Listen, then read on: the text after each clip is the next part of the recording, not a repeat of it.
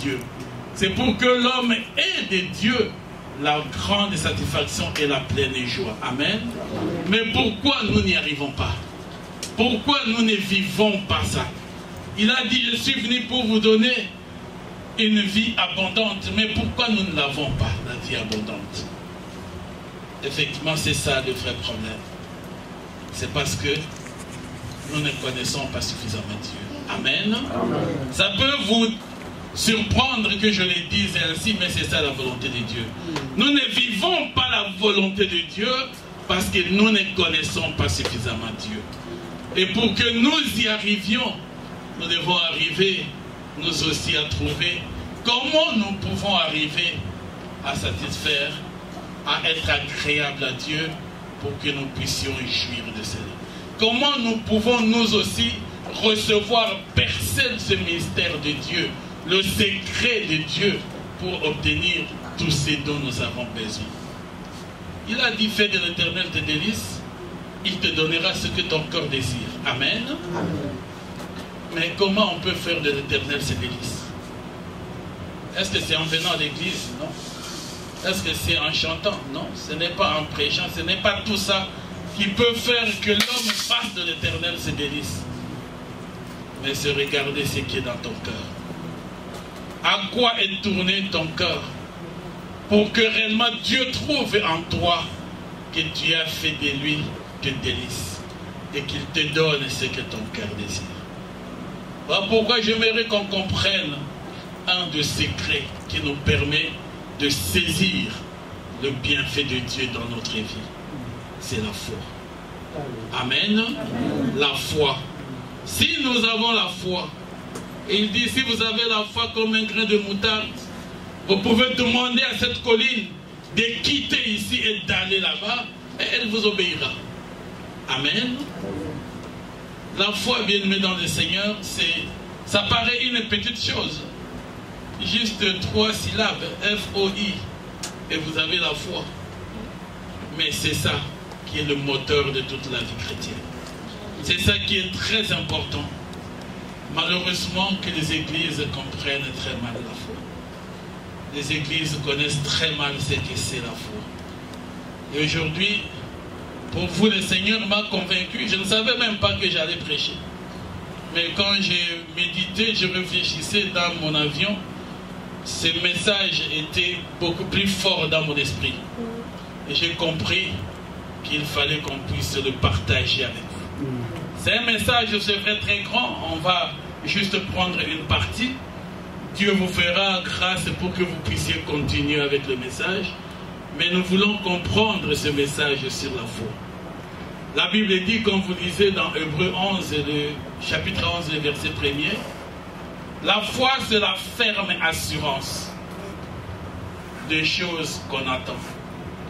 La démonstration de celles qu'on espère. Et quand vous lisez cette définition, qui est très claire dans l'hébreu, une ferme assurance des choses qu'on espère plutôt, et une démonstration des choses qu'on ne voit pas. Une ferme assurance. Quand on a une ferme assurance, ça signifie qu'on ne se doute de rien. Vous avez dans votre vie des choses auxquelles vous espérez. Des choses que vous voulez bien voir s'accomplir. Si on pouvait passer le micro et demander à chacun, chacun pourrait dire quel est son rêve. Qu'est-ce que tu rêves? Qu'est-ce que tu veux bien avoir? Ce sont des choses que vous n'avez pas, mais des choses que vous espérez. Mais la Bible veut dire, c'est cette ferme assurance-là de choses qu'on espère. Parce que vous en avez l'espérance, vous avez l'espoir, vous croyez en cela, vous pouvez les avoir. Une démonstration de choses qu'on ne voit pas. Vous ne l'avez pas encore. Parce que si vous l'avez déjà, ça n'est plus la foi. Vous ne pouvez pas avoir la foi sur des choses que vous avez déjà. Et c'est ça, ce qu'on veut bien dire dans la définition de la foi. Et nous aurons suffisamment d'éléments qui complètent cette définition que la Bible nous donne. Mais une chose qu'il faut retenir, il y a 2 grandes dimensions dans la foi. de grandes dimensions de la foi. La première et la plus importante qui commence pour la vie de l'homme, c'est la foi salut. La foi salut, c'est la première dimension de la foi. C'est cette foi que nous avons pour accepter Jésus-Christ dans notre vie comme Sauveur et Seigneur. C'est cette foi qui a été décrétée, en fait, dans le texte que nous enseignons même aux enfants de l'école, Évangile selon Jean, le chapitre 3, verset 16. Car Dieu a tant aimé le monde, il a donné son Fils unique, afin que quiconque croit en lui ne périsse point, mais qu'il ait la vie éternelle. Amen. C'est ça la foi qui nous sauve. Croire en Jésus-Christ, ne pas périr et avoir la vie éternelle. Amen. Donc c'est ça la foi salut. La foi qui donne la vie, la foi qui sauve. Et sans cette foi-là, vous n'êtes pas enfant de Dieu. C'est la foi qui nous fait partir de ce que nous avons été. Dans la filiation adamique, nous sommes nés de la chair et de sang. L'enfant de ton père, l'enfant de sa mère, l'enfant de telle tribu, tel clan, telle famille. Voilà ce que nous avons été. C'est ça qu'on appelle la filiation adamique, la lignée naturelle de notre naissance. Mais cette lignée naturelle de notre naissance, c'est celle qui est dans la condamnation de Dieu. Car la Bible dit, le salaire du péché, c'est la mort. Et Adam et Ève ont péché. Dans la faute, disons, dans la filiation adamique, nous sommes tous de pécheurs. Amen. Et c'est pourquoi nous naissons tous des païens. Personne ne peut naître chrétien. Personne ne peut naître enfant de Dieu. Quand nous naissons, nous sommes des créatures de Dieu. Nous ne sommes pas des enfants de Dieu. Parce que nous naissons de la chair et du sang, ce qui est condamné par le péché. Et là, nous sommes dans la filiation d'Adam, nous sommes dans la condamnation. Et cette filiation d'Adam ne peut pas voir la gloire de Dieu, ne peut pas vivre le merveille de Dieu, parce que cette filiation ne connaît pas Dieu. C'est celle qui nous entraîne dans la vie du péché et qui nous donne de marcher loin de la volonté de Dieu. Mais Dieu nous a fait grâce par son Fils Jésus-Christ. Parce que nous avons compris une chose que vous aurez l'occasion à d'autres circonstances de bien comprendre. Que même dans tout l'Ancien Testament, les enfants d'Israël pouvaient tuer des taureaux, pouvaient demander pardon par le sang des animaux et tout. La Bible dit, le sang des animaux permettait de pouvoir juste couvrir le péché. Ça n'ôtait pas le péché. Ça n'enlevait pas le péché. Ça couvrait le péché pour que la gloire de Dieu, les yeux de l'Éternel qui ne pouvait pas tolérer le péché, ne puisse plus voir le péché. Amen. Mais parce que cela n'a pas été la solution ultime pour la vie de l'homme, Dieu a voulu sauver l'homme.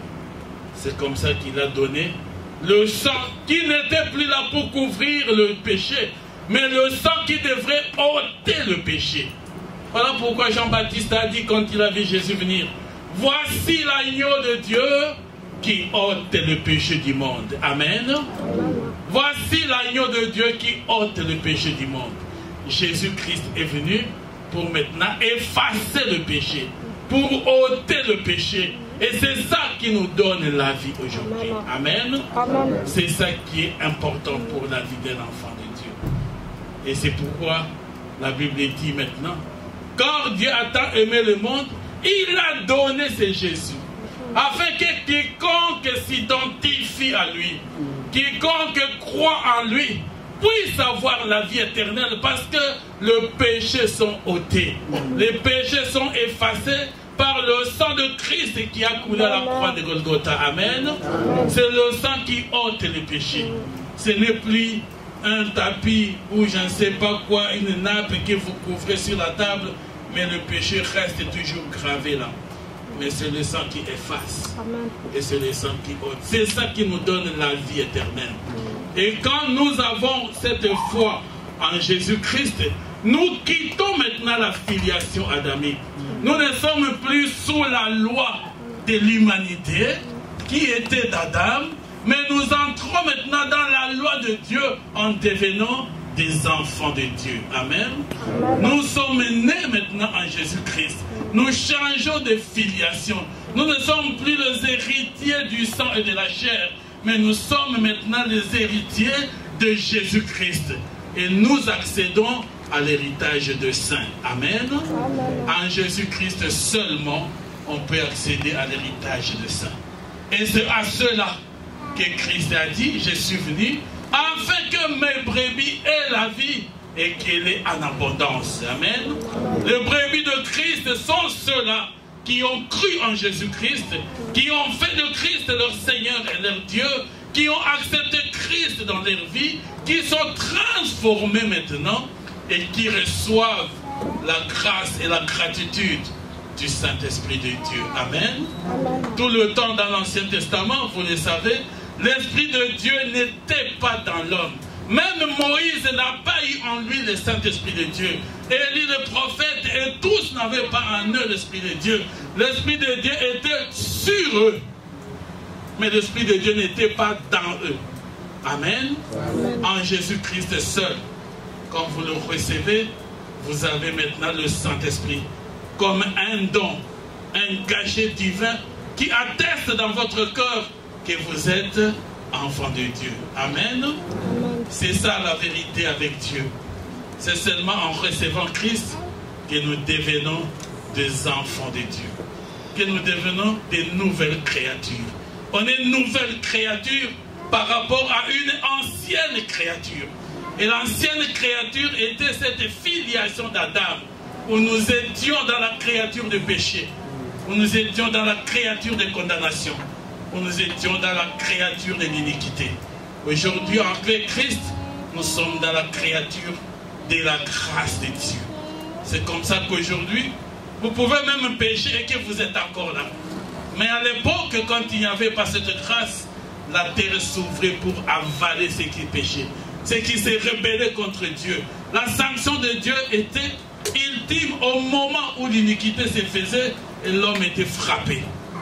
Parce que ce n'était que le sang des animaux qui couvrait le péché et qui ne les effaçait pas.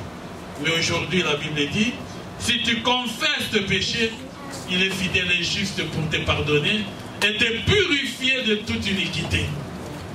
Et quand il a pardonné, il efface et il oublie. Amen. Dieu ne fait pas la multiplication ou l'addition des péchés pour ceux qui sont ses enfants. Quand vous l'avez confessé, il a effacé, il a pardonné. Et quand vous péchez, ça fait un nouveau péché que vous devez devoir encore demander pardon. Amen. Voilà la filiation adamique dans laquelle nous avons été. Et ce qui est aujourd'hui, qui nous a poussé aujourd'hui à trouver une foi en Jésus-Christ pour notre salut. Et ça, c'est la première dimension de la foi. La foi qui nous sauve. La foi salut. La foi en Jésus-Christ qui doit nous pousser à nous séparer. Et c'est l'épreuve grandiose pour nous. Et principalement nous autres Africains. Nous avons difficile à savoir séparer les sentiments de la foi chrétienne. Les sentiments nous attachent à nos coutumes et à nos traditions. Les sentiments nous poussent à vivre cette vie comme si nous ne sommes pas sauvés. Et ce qui fait que vous vous retrouvez comme des monstres entre deux niveaux de vie. Vous êtes en même temps coutumier et en même temps vous déclarez avoir reçu Jésus-Christ. Et c'est ça la réalité, mes frères et sœurs, que nous avons difficile à vivre le merveille de Dieu. Dans cette duplicité de foi, on a difficile à vivre la puissance de Dieu, à connaître ce vrai Dieu, à être éclairé pour percevoir le mystère de la connaissance de Dieu, parce que vous voulez vivre et à la coutume. Vous êtes dans la tribu, vous êtes dans le clan, et vous vous déclarez appartenir à Jésus-Christ, parce que ces clans-là ne sont pas en Jésus-Christ. Ces tribus-là ne sont pas en Jésus-Christ. En Jésus-Christ, nous appartenons tous à la seule famille des enfants de Dieu, à la seule tribu des enfants de Dieu, au seul clan des enfants de Dieu qui sont sauvés en Jésus-Christ. Amen. C'est ça la dimension que nous devons avoir la force de pouvoir traverser pour vivre notre identité d'enfant de Dieu. On ne peut pas être enfant de Dieu et être mondain à la fois. Non. Ou vous êtes chrétien ou vous ne l'êtes pas. Et la Bible dit dans l'Apocalypse, si vous n'êtes pas ni chaud ni froid, il fera quoi? Il vous vomira. Et nombreux parmi nous sont ceux qui ont déjà été vomis. Ils peuvent être dans les églises, ils peuvent prêcher, ils peuvent s'appeler apôtre, bishop, n'importe quel nom, mais ils n'ont pas à eux la gloire de Dieu. Ils sont déjà perdus et dominés par la vie du monde. Et on est chrétien d'apparence. On est chrétien rien que devant les hommes. Mais en toi, qu'est-ce qu'il y a? Regardez pendant le deuil. Vous voulez connaître le chrétien africain? Regardez-le au deuil. Regardez-le au mariage. Regardez-le dans toutes les cérémonies.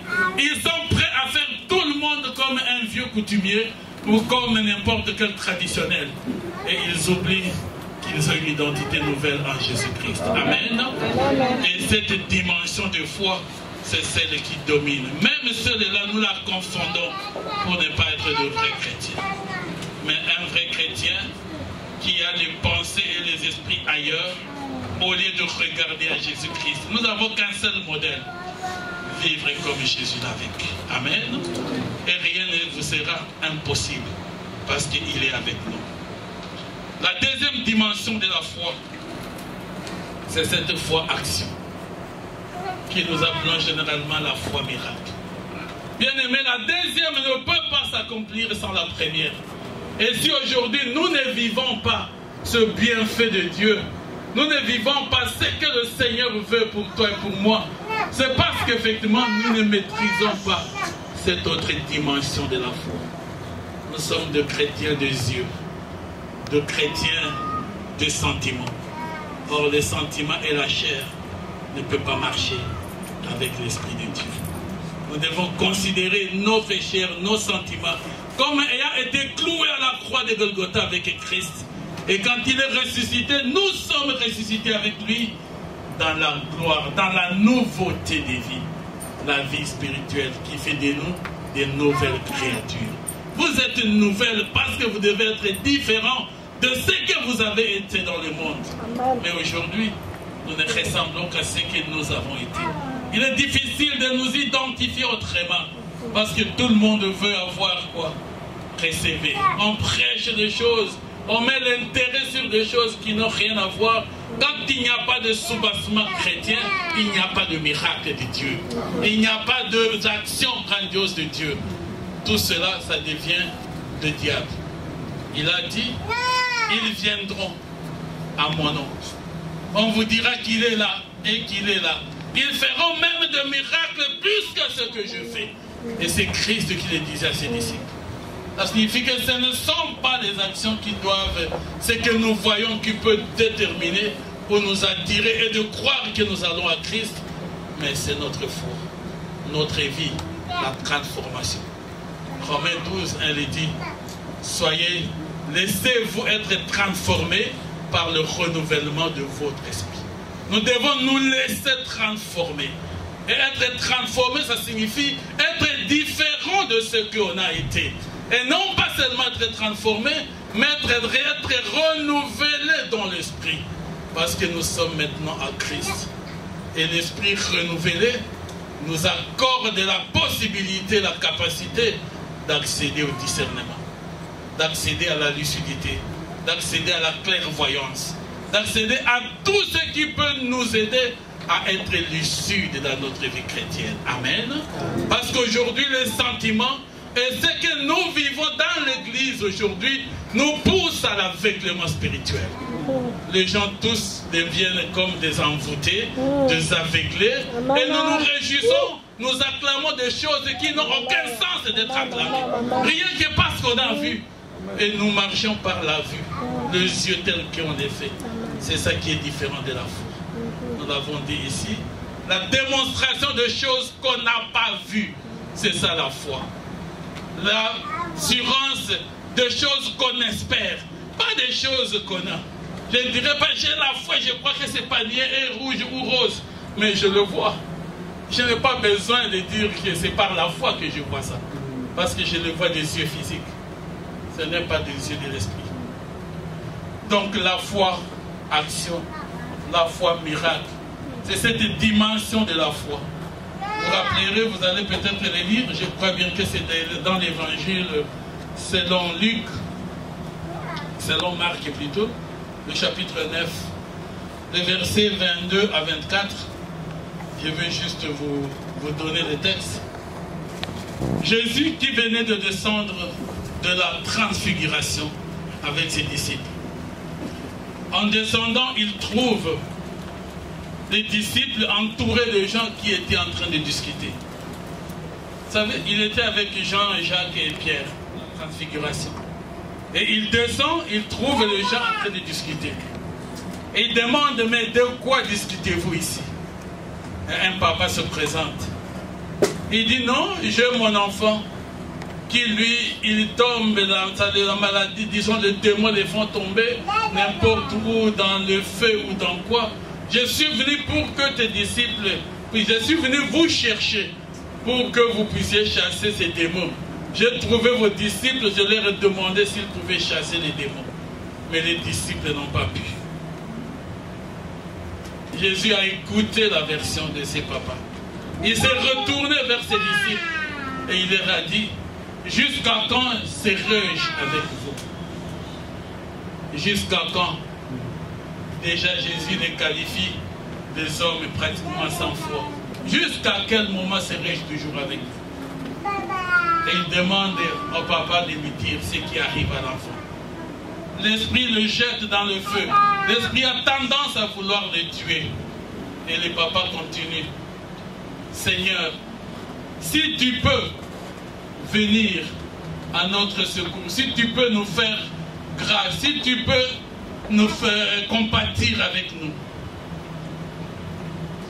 Jésus lui a dit, si je peux. Et Jésus lui dit, rien n'est impossible à celui qui croit. Amen. Rien n'est impossible à celui qui croit. Et ce papa, par la grâce de Dieu, a confessé sa foi. Il dit, Seigneur, et je crois. Il ne s'était pas arrêté là. Viens au secours de mon incrédulité. Amen. Amen. Il a reconnu son manque de foi. Il a reconnu l'incrédulité en lui. Parce que s'il connaissait Jésus, s'il savait que Christ était Dieu, il ne pouvait pas dire, Seigneur, si tu peux. Ça relève du pouvoir. Est-ce que tu peux? S'il avait dit, Seigneur, si tu veux, oui, ça serait la volonté de Christ. Il a dit à l'homme qui était lépreux, Seigneur, si tu veux me rendre pur. Jésus l'a dit, oui, je le veux, sois pur. Il a été guéri. Mais ici, le papa dit, Seigneur, si tu peux. Christ lui a dit, rien n'est impossible à celui qui croit. Parce que si tu peux, tu fais déjà le doute, l'hésitation, tu ne connais pas à qui tu parles. Il parlait à Christ, qui est Dieu. Si Christ est Dieu, il est le créateur de toutes choses. Et rien n'est impossible à Christ. Si vous le connaissez comme tel, vous ne pouvez jamais demander à Dieu, Seigneur, est-ce que tu peux faire? C'est comme ça malheureusement que beaucoup prient. Vous vous lamentez, vous vous mettez à genoux, vous pouvez même pleurer et pleurer toute la journée. Mais si tes phrases ne sont ou ne contiennent que Seigneur, si tu peux, Seigneur, tu as vu, je crois, est-ce que tu peux vraiment? Tu as de doutes et d'hésitation, tu ne verras pas la gloire de Dieu. Tu n'auras aucune réponse de Dieu parce que tu n'as pas mis ta confiance en Christ. La foi, c'est savoir faire confiance totale en Dieu. Ce qu'on appellerait même une confiance aveugle.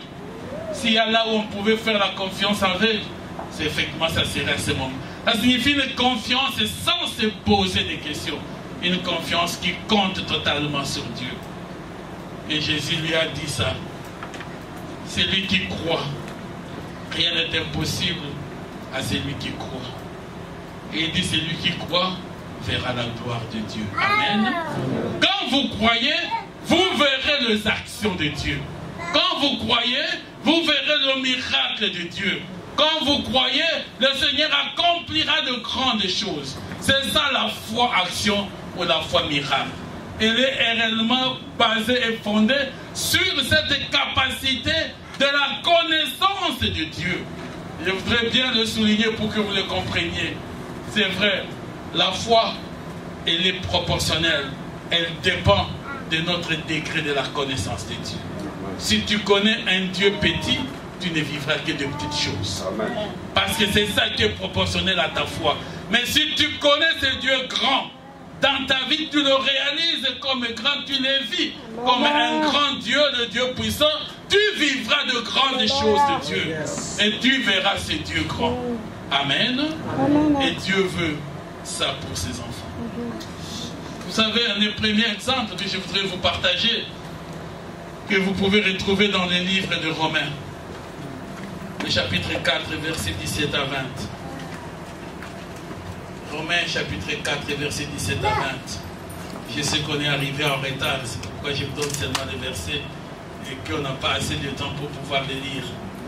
Quand vous regardez ce texte, il s'agit d'Abraham et de Sarah. La Bible dit dans le verset qui vient, à cause de leur foi, leur foi leur a été imputée en justice. Ce sont les premières personnes que Dieu a approuvé qu'il a imputé justice parce qu'il n'était pas né dans une famille qui connaissait Dieu. Abraham était un descendant d'une famille idolâtre, de gens qui étaient loin de Dieu. Et Dieu l'a appelé de quitter son pays, de quitter sa famille. Aujourd'hui, nous qui sommes nés en Christ, nous avons même difficile à nous séparer. On croit que quand la Bible te dit quitte ta famille, c'est un quitter physique. Non.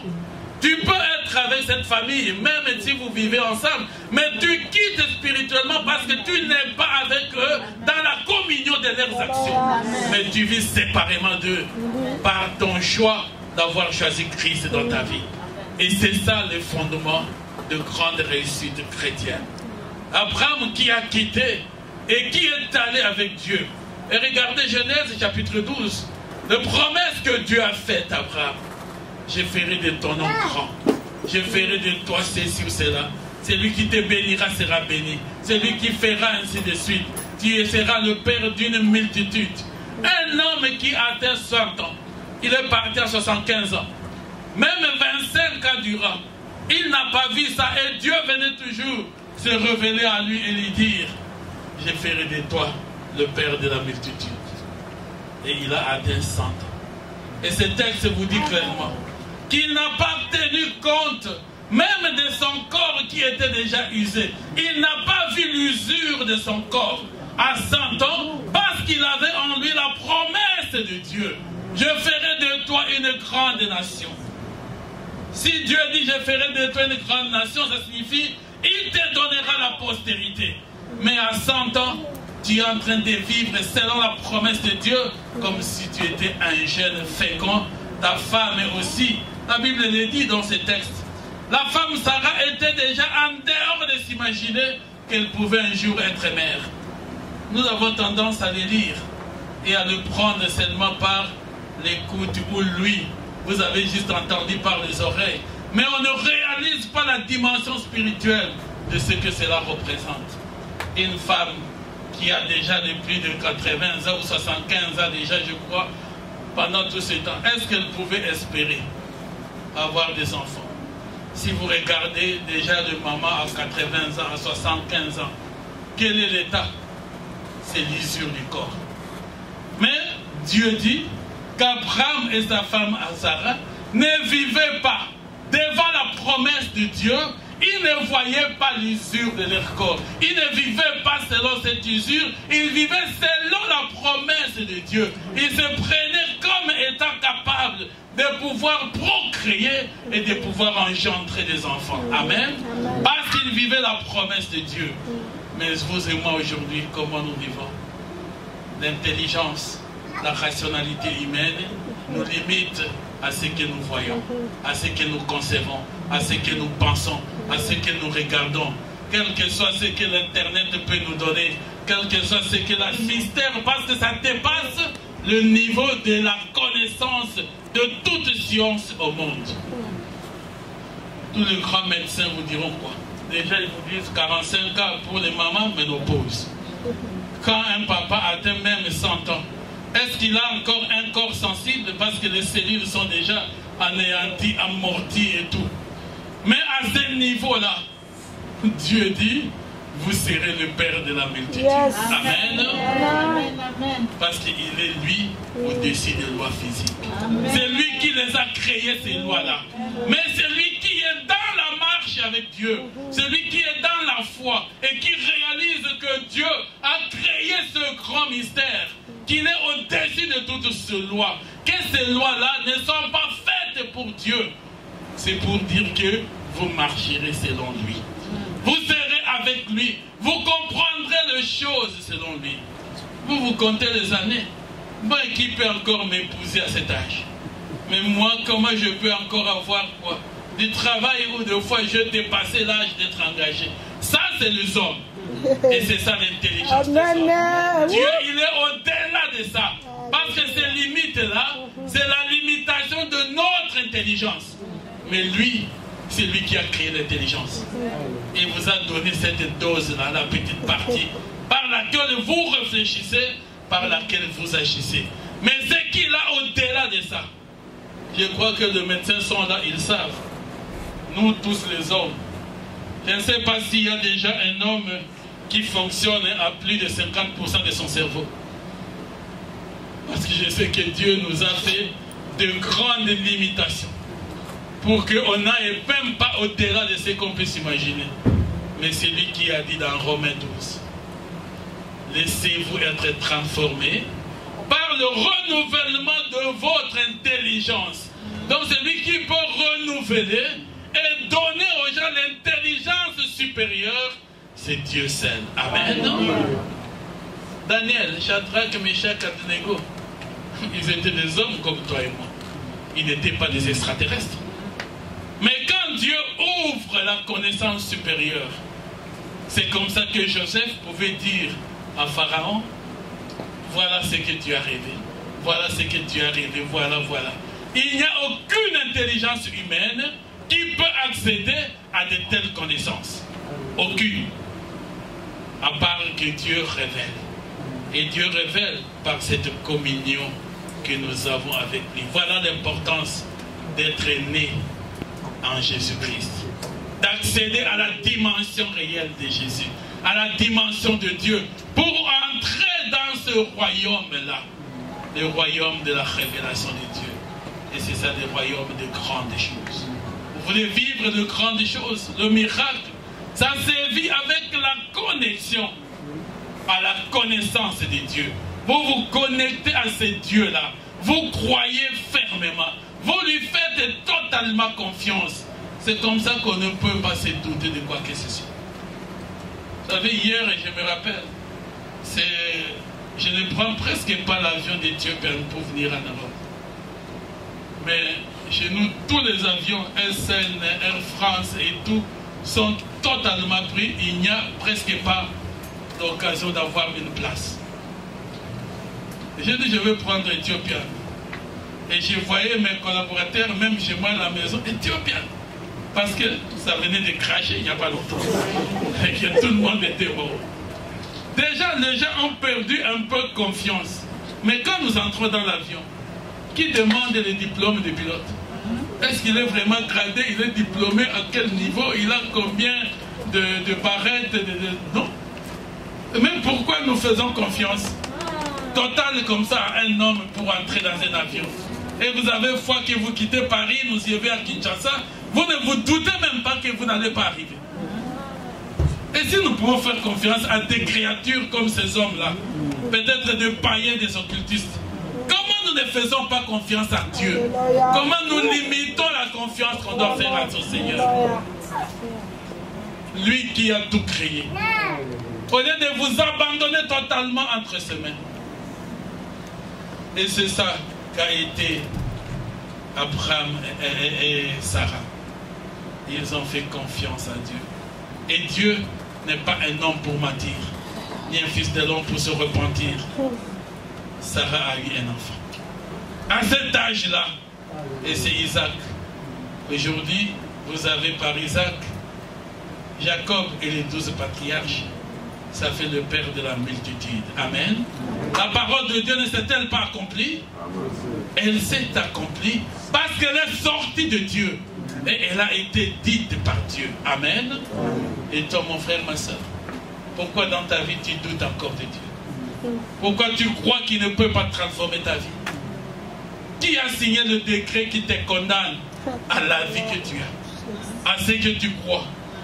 Ce ne sont que les hommes, même pas le sorcier, ou je ne sais pas Lucifer et le diable à quel niveau, quel que soit ce qu'il a signé pour toi. Mais quand Dieu dit ce n'est pas ça, ça ne sera pas ça. Seul le plan de Dieu s'accomplisse dans nos vies. Amen. Et c'est ça la volonté de Dieu. Ce que Dieu veut pour toi et pour moi, c'est que nous soyons attachés à lui. Vous connaissez l'autre exemple que nous pouvons donner de Daniel. Et quand vous lisez Daniel chapitre 6, vous trouverez cela. Daniel a été coopté comme les 4 autres hébreux dans la couronne de Babylone.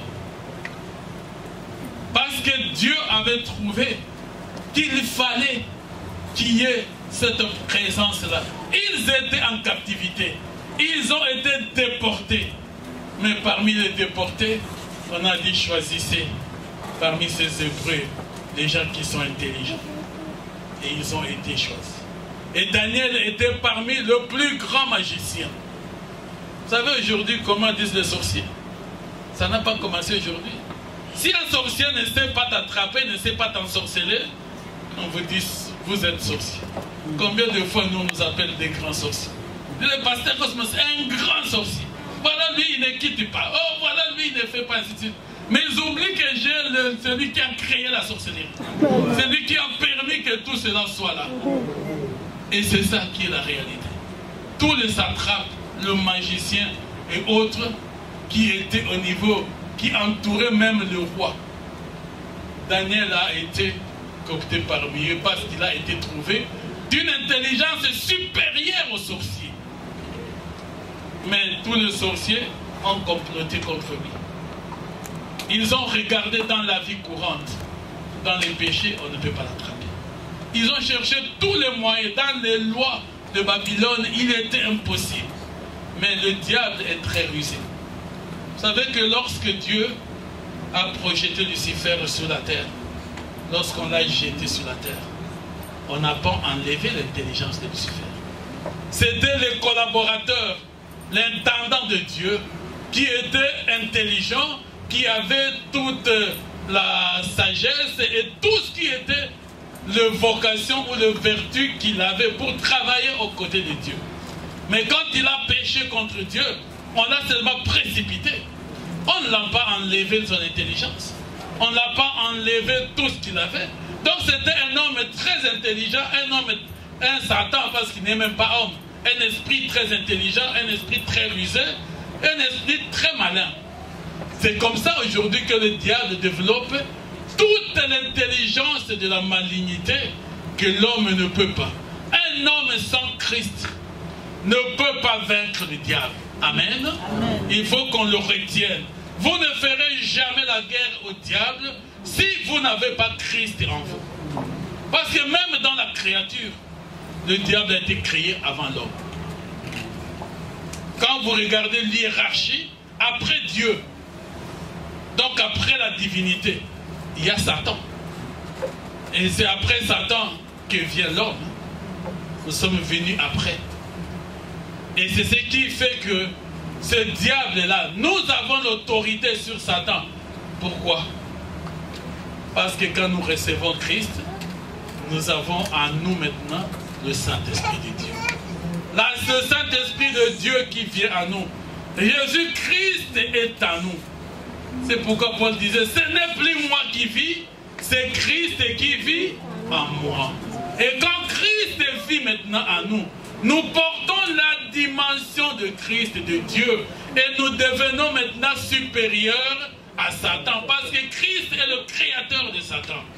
C'est ça qui nous donne l'autorité sur les démons. L'autorité sur les diables. L'autorité sur toutes les puissances des démons. Mais si nous n'avons pas Christ, Satan est toujours très malin et très rusé. Et Satan est entré bien dans ses sorciers pour dire, pour avoir cet homme-là, amenez-les à pécher contre ses propres lois. Donc il fallait qu'on prenne un édit royal qui demandait que personne pendant 30 jours ne pouvait adresser la prière à aucun autre Dieu si ce n'est au roi seul. Il savait que Daniel n'obéirait jamais à ça. Il ne peut pas. Et c'est comme ça que le païen savent nous avoir. Ils veulent pousser des choses, ils veulent nous entraîner dans des choses qui nous poussent de faire des actions contraires à la volonté de notre Dieu. C'est comme ça qu'on dit, il faut éviter de mauvaises compagnies. Vous êtes enfant de Dieu, serviteur de Dieu, et vous êtes avec des amis qui sont dans le monde. Vous croyez qu'ils vont vous pousser à quoi? À des choses contraires à la volonté de Dieu. Mais Dieu est miséricordieux pour ses enfants. Daniel, qui connaissait ça, il est monté dans sa chambre. Il était parmi les satrapes, donc qui était disons, le premier cercle autour du roi.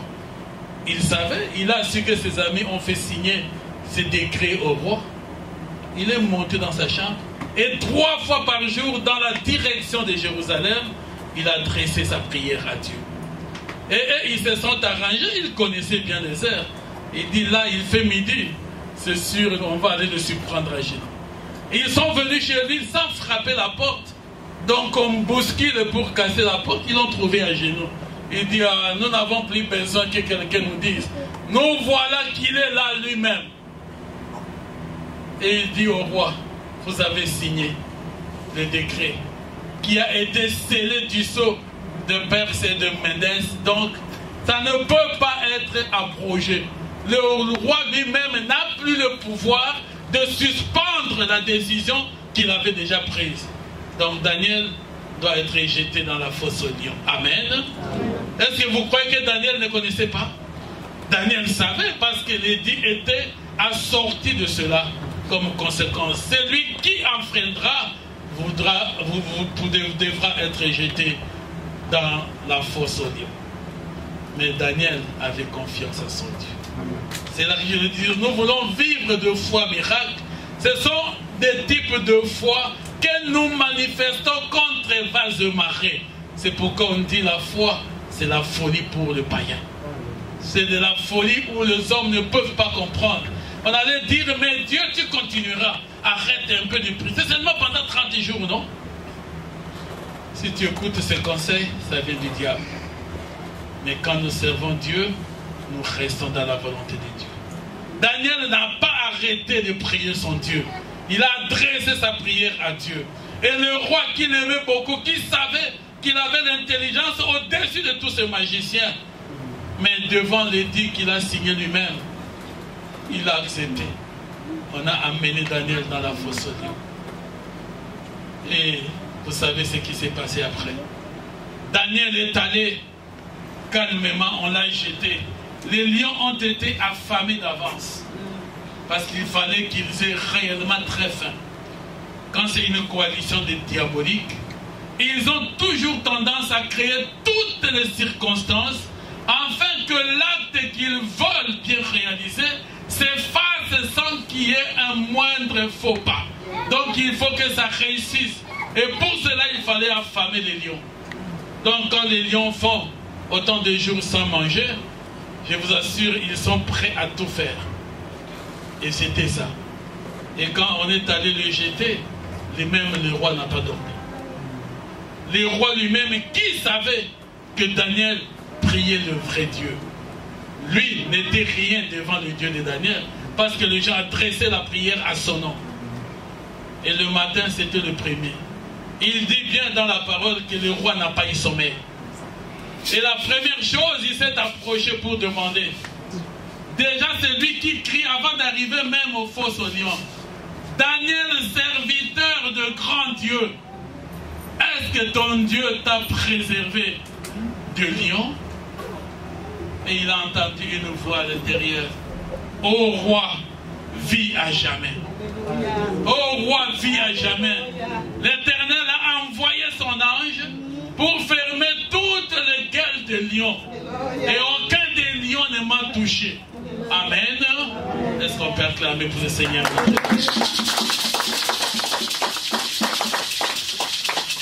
Bien-aimés, nous avons un Dieu merveilleux. Et nous devons nous attacher à ce Dieu. Nous devons lui faire totalement confiance. Il est tellement bon que quand nous lui faisons confiance, nous n'aurons peur de rien. Parce qu'il est au-dessus de toutes les puissances de ce monde. Et il a dit, sortez Daniel. On l'a regardé, il n'avait même pas le gratinir de quoi que ce soit. Devant les lions affamés, ils étaient devenus comme ses amis. Il s'est touché, il s'est promené avec les lions dans la fosse aux lions. C'était comme du temps de la création. Avant qu'Adam et Ève ne pêchent et que Dieu les a mis dans le jardin d'Éden. Dieu avait aussi mis tout ce qu'il y avait comme sorte d'animal dans le jardin d'Éden. Et tous ces animaux, aucun, même pas le serpent, n'avait pas autorité sur Adam et Ève. À part les jours où les diables s'étaient incarnés dans les serpents. Bien aimé, c'est ça ce que Dieu fait. Et quelle a été la sentence? C'est comme ça qu'il ne faut jamais envier le méchant. Mes frères et sœurs, quelle que soit la prospérité des méchants, n'envie jamais le méchant. Parce que les jours où Dieu se venge de son peuple, le méchant, ce ne sera pas seulement celui qui a péché. Et avec tous, le roi dit, prenez tous les accusateurs de Daniel, eux, leurs femmes et leurs enfants. Là, c'était Daniel seul. On n'a pas jeté dans la fosse au lion Daniel, sa femme et ses enfants. C'était Daniel seul. Mais quand le contraire est venu, la décision de la sentence, tous ceux qui étaient là, tous ces magiciens, leurs femmes et leurs enfants ont été jetés dans la fosse au lion. Et la Bible atteste qu'avant même qu'ils ne tombent dans la fosse, déjà les lions sont sautés pour les happer et pour bien le broyer. Ça signifie que quand les lions bondissaient dans la fosse, ils avaient déjà commencé à bouffer des parties de tous ces rebelles qui acquisaient les enfants de Dieu. Amen. Il faut faire attention avec le vrai serviteur de Dieu. De vrais serviteurs de Dieu, ce ne sont pas des hommes à qui il faut pointer le doigt, à qui il faut essayer d'outrager. Parce que Dieu reste Dieu. Il aime et il protège ses serviteurs. Il a la jalousie de ceux qui lui appartiennent. Et c'est quelque chose d'intéressant. Dans la vie chrétienne, bien-aimés, soyez fiers d'être des enfants de Dieu. Nous avons une protection. Nous avons un Dieu qui sait nous défendre, quelles qu'elles soient nos faiblesses. Parce qu'on a tendance à s'acharner sur les faiblesses des serviteurs de Dieu. La Bible dit, 7 fois mon serviteur tombera, 7 fois je le relèverai. Amen. C'est aussi longtemps qu'il reste serviteur de Dieu. Dieu protège ses enfants. Aujourd'hui, vous êtes tous des serviteurs de Dieu. En Jésus-Christ, nous sommes tous des serviteurs de Dieu. Ce n'est pas serviteur de Dieu parce qu'il est pasteur. Ce n'est pas serviteur de Dieu parce qu'il est évangéliste et parce qu'il est bishop. Non. Il y en a beaucoup de noms et qui ne sont même pas connus de Dieu. Il dirait, je n'étais jamais connu. Tu as porté le titre, le grade. Le serviteur de Dieu, c'est le cœur consacré au Seigneur. C'est le cœur qui est humilié devant Dieu et qui se donne à Dieu. C'est le vrai serviteur de l'Éternel. Et c'est de ceux-là que Dieu prend soin. La Bible dit que l'ange de l'Éternel campe autour de ceux qui le craignent. Ils craignent Dieu, il y a toujours ça. Quand vous n'avez jamais connu ces choses, vous ne pouvez pas réaliser ce que Dieu fait.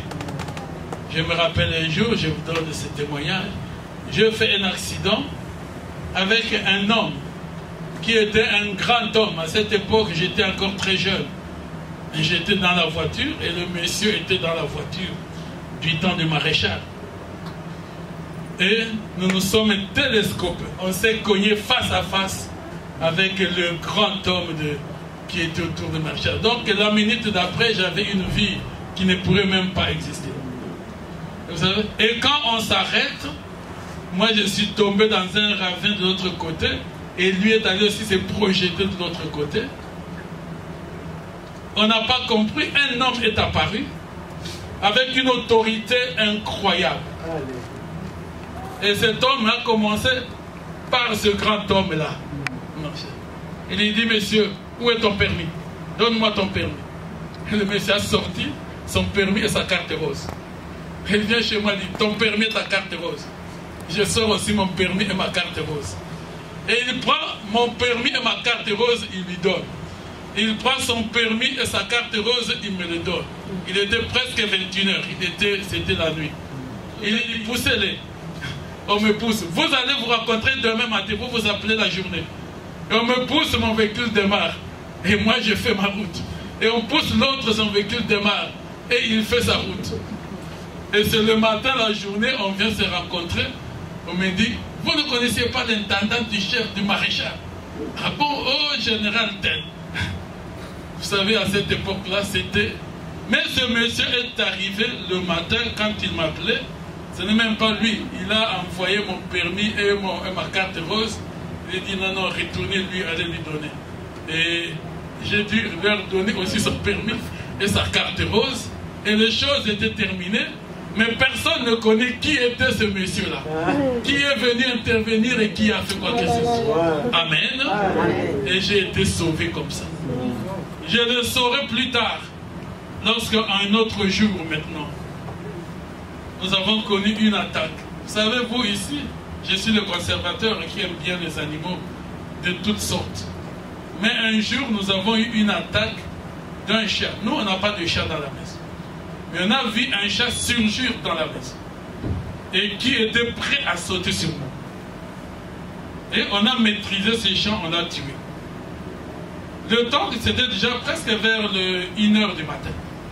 Le temps que j'essaie de dormir après, on était surpris de voir un deuil de tout le champ, de tous les chats dans notre maison, et une voix qui venait me dire, pourquoi tu as tué ces chats? Pourquoi tu as tué ces chats? On va te tuer aussi. Et quand cette voix commençait à venir, il y a encore eu la présence de cet homme-là. Et il me dit, aujourd'hui c'est la deuxième fois que je viens à ton secours. Et c'est le jour que j'ai compris que c'était l'ange de l'Éternel. Amen. C'est la deuxième fois que je viens te sauver. Parce qu'il y avait déjà une forte armée démoniaque. C'était un chat démoniaque qui était envoyé pour chercher à me tuer. Et l'Éternel a permis que cet ange, son ange vienne encore avec son épée intervenir afin de pouvoir me sauver de ces guerres. Bien-aimé, Dieu est un Dieu bon, un Dieu merveilleux. Faisons confiance à l'Éternel et nous vivrons la gloire de Dieu. Il y en a beaucoup et beaucoup d'autres exemples. Je vais terminer par vous donner l'exemple. Vous le connaissez aussi très bien, de cette femme qui a saigné pendant 12 ans. La Bible dit qu'elle a gaspillé tout son argent en voyant tout le médecin. Elle n'avait pas guérison. Et Jésus venait dans cette bousculade. Il devrait aller pour guérir le fils du centenier, où on était en train de l'amener. Et la femme a pris courage. Elle s'est dit en elle-même, si je pouvais seulement toucher le banc de sa robe. Bien-aimé, c'est ça la foi. J'ai dit une foi action. C'est une foi qui va au-delà de ce que les hommes peuvent imaginer.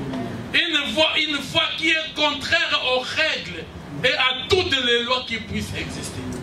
Jésus est passé, il est entouré de gens. Et la femme s'est faufilée. Vous savez, quand le cortège passe, et surtout le cortège de responsables, ou de rois, ou de chefs, ou de présidents, quel courage tu peux avoir pour approcher seulement et toucher. Et même les disciples l'ont dit. Quand Jésus a dit, quelqu'un m'a touché. Il s'est arrêté, il a regardé. Qu'est-ce que les disciples lui ont dit, mais Seigneur, avec la multitude comme ça, tu te poses la question que quelqu'un t'a touché. Amen. Il a touché et touché.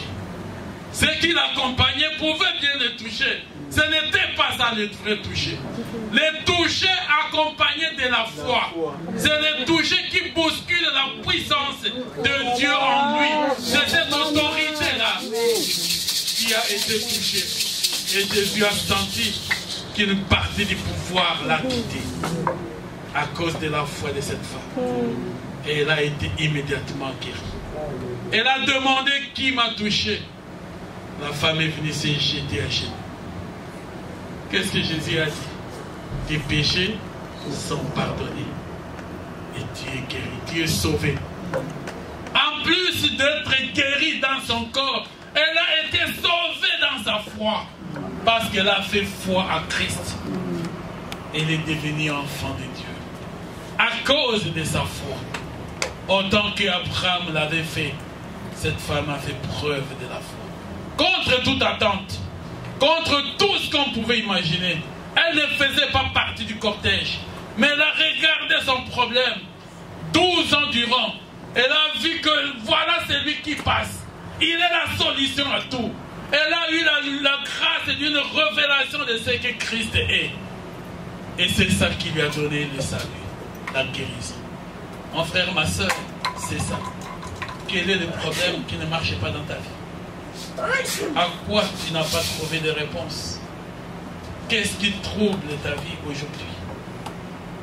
Et que tu ne peux pas, toi aussi, faire preuve d'une foi à ce Dieu-là.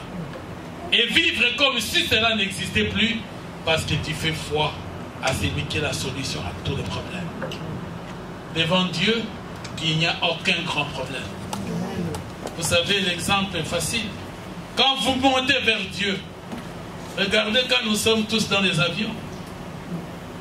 Comment vous regardez le grand fleuve? C'est comme des petits fils. Et c'est ça avec Dieu. Quand vous montez vers Dieu, tout le problème devient minuscule et petit. C'est comme ça qu'il faut monter, chercher, aller toujours vers Dieu. Et les problèmes du monde vont disparaître. Et ils vont s'effacer parce que vous êtes allés vers le Seigneur. Ce n'est pas en allant vers les hommes. Mon oncle, ma tante, mon frère, ma soeur, ce ne sont pas là de voie de solution. La voie de solution, c'est de faire foi en Jésus-Christ. Faire confiance en ce Dieu-là. Aller vers lui. Il résoudra ton problème. Déjà en allant vers lui, vous allez diminuer la peine et la douleur de ce problème. Parce que vous commencez à les voir si petits. Vous commencez à trouver qu'il n'est plus un problème pour toi parce que vous êtes avec Christ. Amen. Et vous n'allez plus vous préoccuper de chercher les solutions humaines. Nous devons aller vers notre Dieu. Il est le seul qui sait nous accorder tout ce dont nous avons besoin. Et en fait, la Bible dit, nous terminons par là, quand vous lisez Hébreux 11, le verset 6. Sans la foi, personne ne peut lui être agréable. Sans la foi, personne ne peut être agréable à Dieu. Et ceux qui recherchent le Seigneur, ceux qui s'approchent de Dieu, ceux qui veulent ou vont vers Dieu, doivent croire que Dieu existe et qu'il est le rémunérateur de tous ceux qui le recherchent. Amen. Sans la foi, personne ne peut être agréable à Dieu. Bien-aimé, c'est ça la volonté de Dieu pour toi et pour moi. Faisons preuve d'un peu de foi. Et d'ici vous en aviez jusqu'à un tout petit peu, vous pouvez déjà ordonner et les choses peuvent s'accomplir. Vous pouvez ordonner à la maladie de vous quitter et elle va vous quitter. Vous pouvez ordonner au problème de s'éloigner de vous et il va s'éloigner de vous.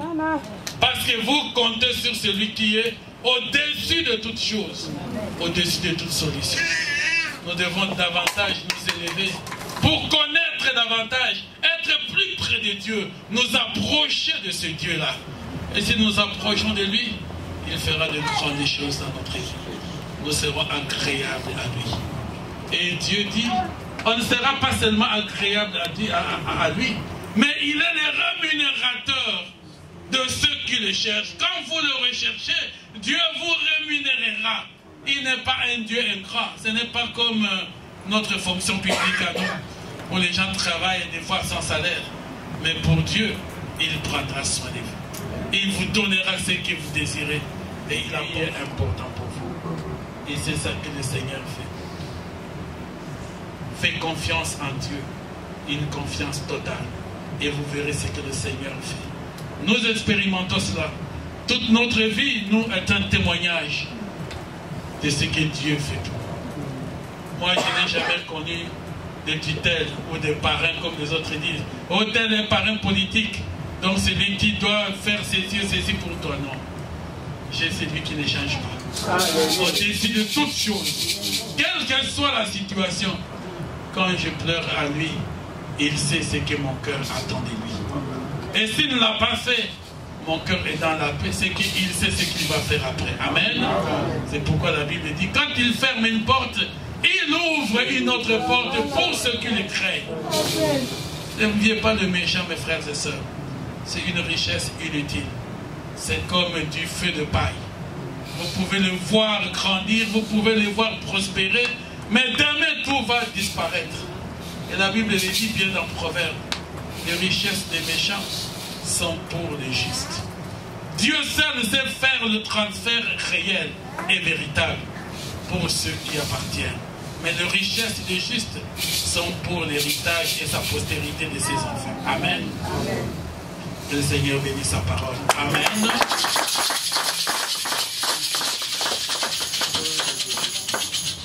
Nous allons prier ensemble le Seigneur.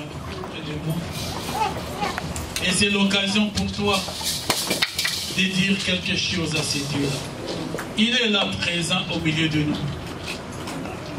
Il est le Dieu qui nous a aimés. Au début, je disais au Seigneur, mais pourquoi Seigneur, quand on voit les églises qui montent, qui prospèrent et qui fait tout, il m'a dit, tu fais comme faisait la prière d'Élie. Vous savez, lorsque les prophètes ont été tués, Élie croyait qu'il était resté seul, prophète. Il dit, Seigneur, on a tué tout le monde et je suis resté seul. Mais Dieu lui a dit, je me suis réservé 7000 hommes qui n'ont pas fléchi leurs genoux devant Baal, qui n'ont pas souillé leurs robes. Il y a toujours un reste. Et le Seigneur se réserve toujours un reste. Un reste est déjà un petit nombre par rapport à la masse, par rapport à la multitude. Et toi aussi, mon frère, que Dieu fasse de toi un reste là où tu vis. N'imitez pas les autres. Ne vivez pas parce que les autres font ceci ou cela. Mais garde ton cœur attaché à ces dieux-là. Tu peux être seul. Ce n'est pas la loi de la majorité avec Dieu. La loi de la démocratie. Dieu est majoritaire avec toi-même, toi seul. Quand tu marches dans le bien avec lui, tu seras majoritaire avec Dieu. Et le Seigneur veut faire ça pour toi. Tu vivras aussi la gloire de Dieu et il accomplira des bienfaits dans sa vie. Il est un Dieu bon pour toi et pour moi. Et je sais qu'il fera de grandes choses comme ça. Oh mon Dieu, tu es bon. Oh mon Dieu, tu es bon. Oh mon Dieu, tu es bon. Tu es bon pour moi, tu es bon.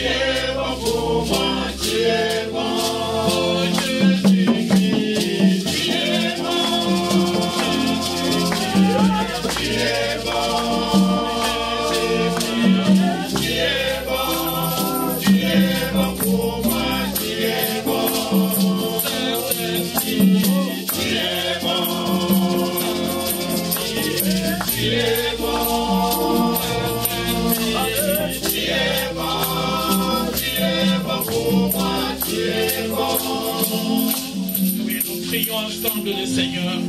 Parle à ton Dieu selon que l'Esprit te conduit, afin que toi aussi tu remettes ta vie entre ses mains et que tu lui dises, Seigneur, je veux aussi vivre la foi. Je veux être un homme de foi. Demande à lui, Seigneur, augmente-moi la foi. Amen. Et le Seigneur accomplira cela dans ta vie, afin que tu ne comptes que sur lui et sur lui seul. Nous prions, Seigneur Dieu, notre Père. Nous venons devant de toi encore ces jours.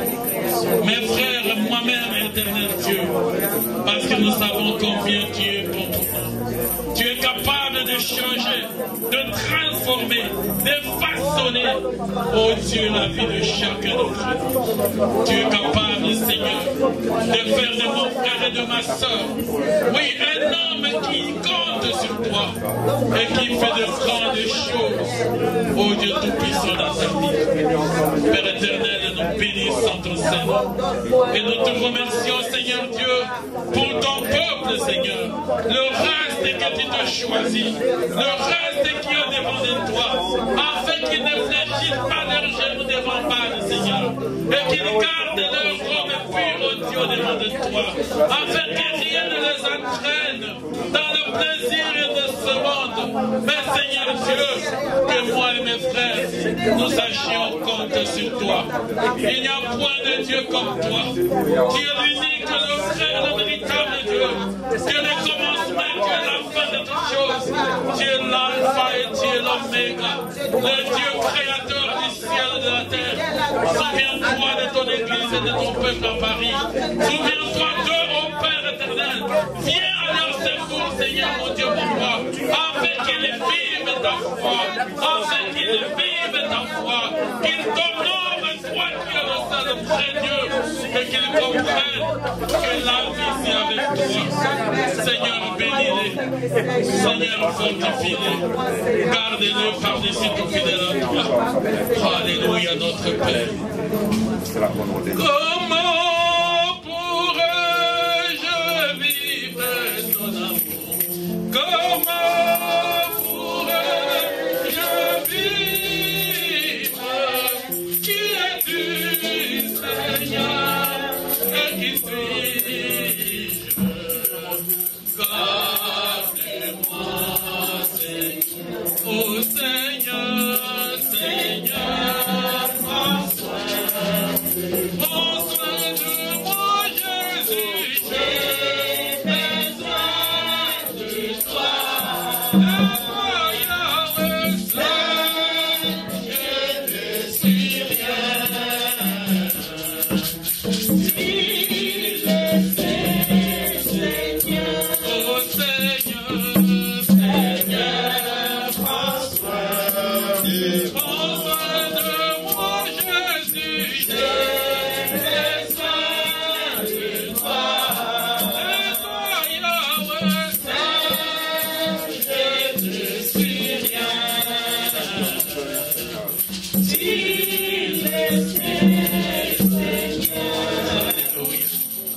Tu le sais, oh Dieu. Seuls nous ne sommes rien et nous ne pouvons rien. La Bible dit qu'avec toi nous ferons des exploits. Accompagne, Seigneur Dieu, ton peuple dans leur vie de tous les jours. Bénis-les, oh Dieu. Fortifie-les, oh Père. Accomplis ta volonté dans leur vie, Seigneur. Transforme leur vie par le renouvellement de leur intelligence. Et accompagne, Seigneur Dieu. Toi qui connais le besoin du cœur de chacun. Toi qui connais, Seigneur, le désir du cœur de chacun. Donne à ton peuple selon le besoin de leur cœur. Et donne-leur de s'attacher à toi. Donne-leur de s'attacher à toi. Bénis ton église, oh Dieu, dans cette ville et dans ces pays. Fortifie-les et garde-les fidèles à toi. Dans le nom de Jésus-Christ, notre Seigneur, notre Sauveur et notre Dieu, nous t'avons ainsi prié, Père. Amen. Que Dieu nous bénisse et qu'il nous bénisse.